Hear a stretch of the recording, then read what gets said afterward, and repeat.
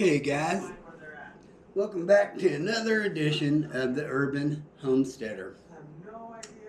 Today we're going to talk about how to get your garden started.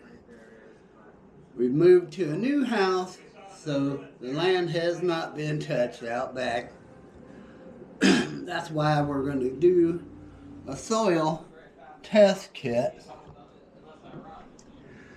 to show us what nutrients are needed, what nutrients are overabundant.